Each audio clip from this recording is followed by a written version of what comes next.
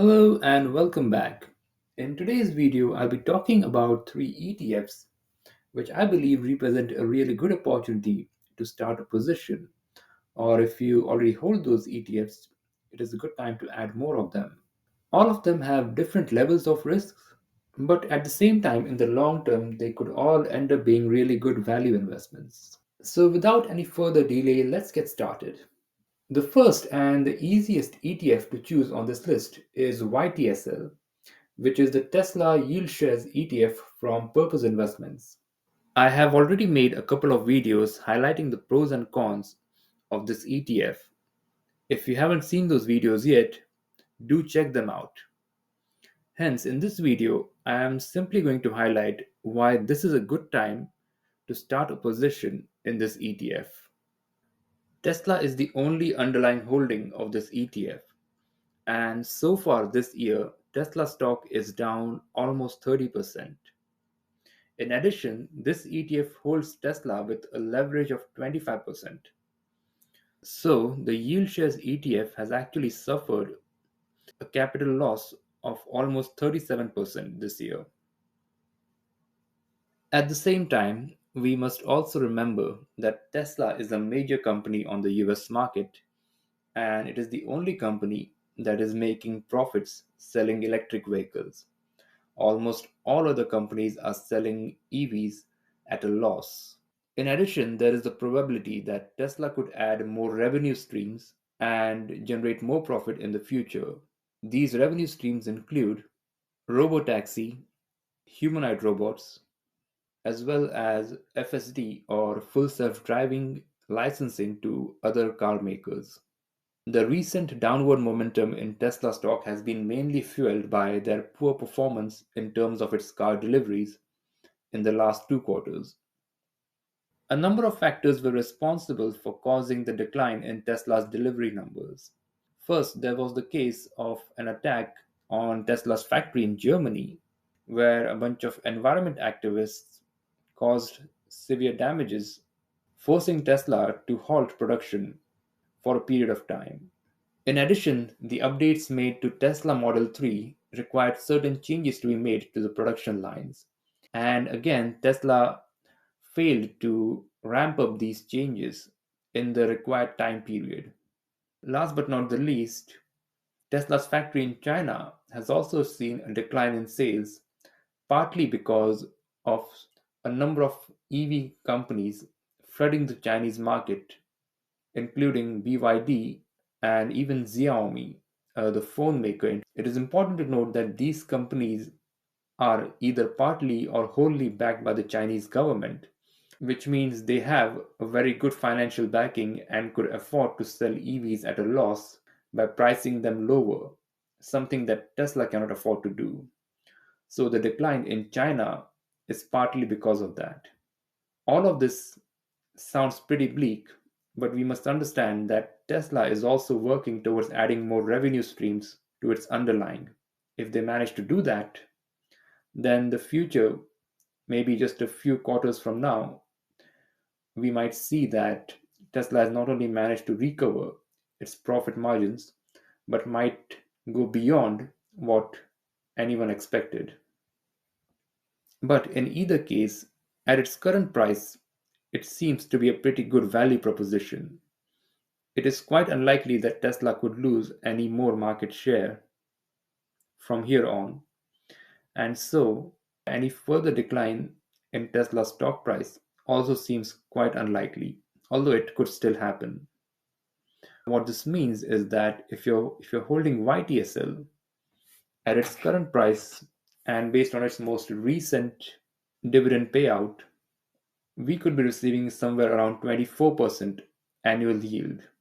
And the most recent payout was reduced to 30 cents per share from the earlier 40 cents per share. So in future, if it does go back to 40 cents per share, so that would just be a phenomenal income yield based on its current share price. Having said that, I understand if you do not feel very comfortable with YTSL because of its very high volatility and the fact that it has only one holding. Hence, The next ETF on our list is a fairly low risk ETF with low volatility. At the same time, its yield is also lower at 8.7%, but it still retains the potential to be a growth and income ETF. This is the Evolve Global Materials and Mining Enhanced Yield Index ETF with the ticker symbol BASE, BASE. Now, I understand that material stocks are neither the most popular nor the most exciting stocks to invest in, but for precisely that reason, they are also very safe. If you look at its price to earnings or PE ratio for most of its holdings, you will find that it is quite low. In fact, the average PE ratio for this ETF is 6.73, which means that most of its holdings are either trading at a fair market value or at a discount. Also, most of its holdings are also paying out dividends somewhere in the range of 2 to 3% annually, which means that part of that 8.7% yield is coming from actual dividends. This considerably reduces the need to write risky covered calls, which could result in the majority of the upside being sacrificed. On their website, they actually mention that they write covered calls on only up to 33% of their holdings. The keywords here are up to 33%, which means in some months it could be less than 33%, depending on how the stocks are performing. In addition, the covered calls are written 5% out of the money. Thus, the ETF is capturing some percentage of capital gains even on the stocks on which they are writing covered calls. But the most interesting aspect of this ETF is the industry it focuses on. Basic materials, I think, is one of the most underrated industries in the world. Think about it for a moment. All the materials produced by these companies steel, copper, iron ore, plastics, and chemicals these are materials all other industries depend upon. Buildings, machinery, bridges, electrical appliances, they are all built using these materials. In fact, if you look around your home, you will probably find all of them in your house. One way to think about them is that they are the base upon which all the other industries rely.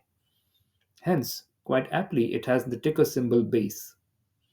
As an example, through this ETF, you are not only investing in steel producing companies, you are also indirectly investing in companies that depend on steel to produce finished goods, such as car manufacturers, construction companies, and utensil makers.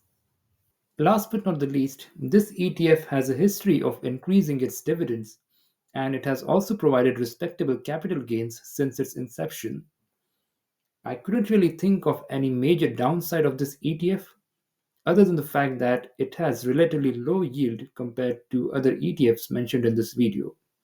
But when you combine its 8.7% payout with its ability to produce capital gains, this ETF easily has the potential to outperform the broad market in the long term.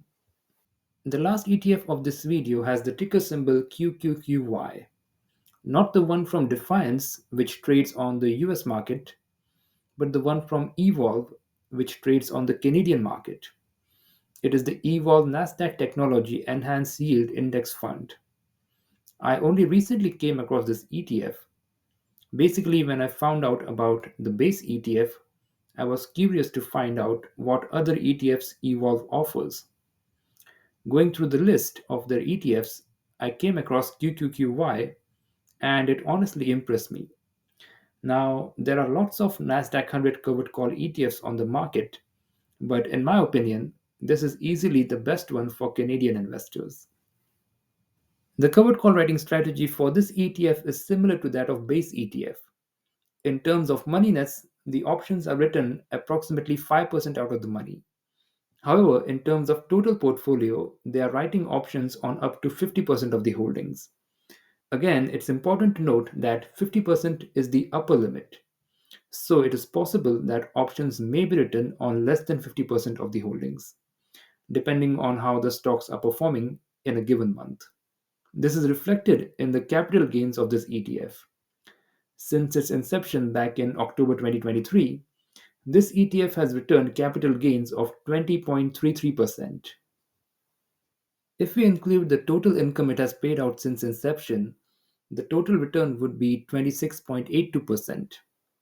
In that same time period, the QQQ ETF, which is the most popular ETF tracking the Nasdaq 100 index, returned 25.51%. So, this ETF has actually outperformed the QQQ ETF. In fact, if we look at the year to date total return of QQQY and compare it with QQQ, it has actually returned almost twice as much as the QQQ ETF. Last but not the least, it recently increased its payout from 21 cents per share to 32 cents per share. At its current share price, that would be a yield of 15%. One thing you may have noticed is the fact that this ETF does not hold all 100 companies of the Nasdaq 100 index. Instead, as mentioned on their website, it holds the 41 companies which are classified as technology stocks. This explains why this ETF has been able to outperform the actual Nasdaq index. It is heavily concentrated upon only the technology stocks within the Nasdaq index. This is also a good reminder that the Nasdaq index actually contains stocks other than the technology sector. So far, this approach of concentrating on tech stocks has worked great, resulting in an outperformance of the Nasdaq index. But it could also backfire if tech stocks underperform like they did in 2022.